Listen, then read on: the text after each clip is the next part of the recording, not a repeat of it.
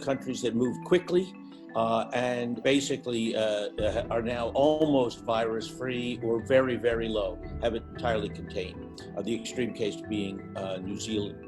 What that means is that you start getting an economic recovery right away.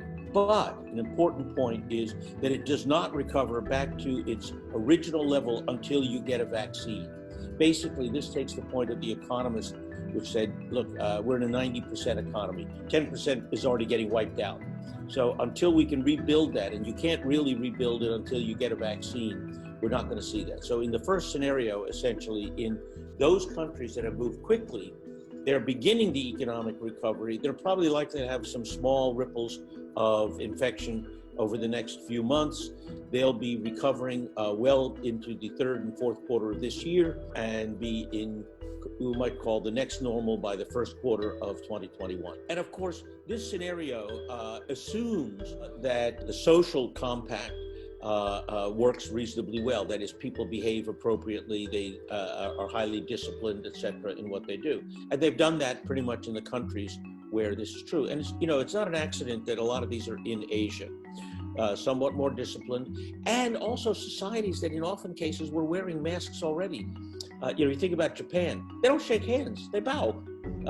They actually do keep social distancing as a norm. And if you walk down the streets in Tokyo or Osaka before the pandemic, you saw lots of people with masks.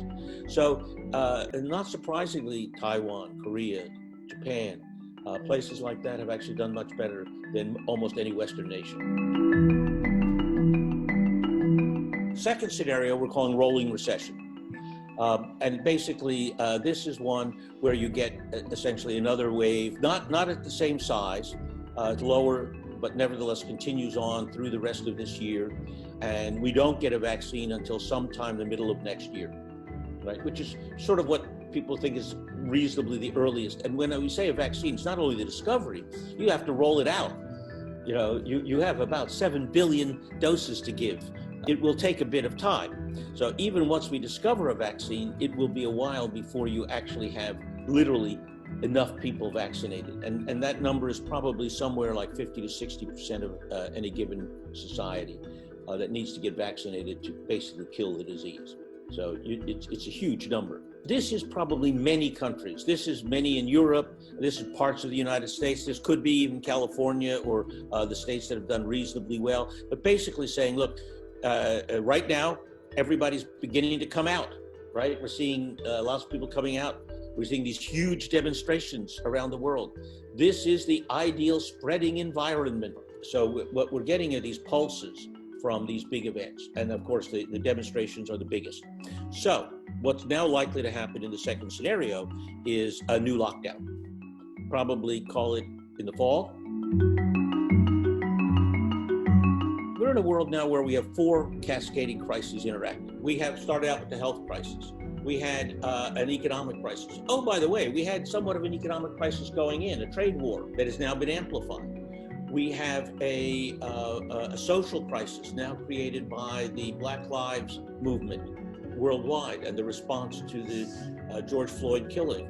And then finally, we have a leadership crisis in some countries. So this is the scenario where essentially the virus really persists, where you get major waves and it doesn't go away anytime soon. It stretches on into the next year and the year after. There was a very well circulated article called The Hammer and the Dance by Thomas Puyo, and he talked about the extended period of the virus surviving as the dance, where we're going to have to kind of constantly come back in and out and deal with it. And this is also the scenario where if we don't get a vaccine anytime soon, which is possible. We don't have vaccines for a lot of these viruses. So it's entirely plausible we won't for this either. And that means, in turn, that we're not going to get back to 100% of where we were before for years.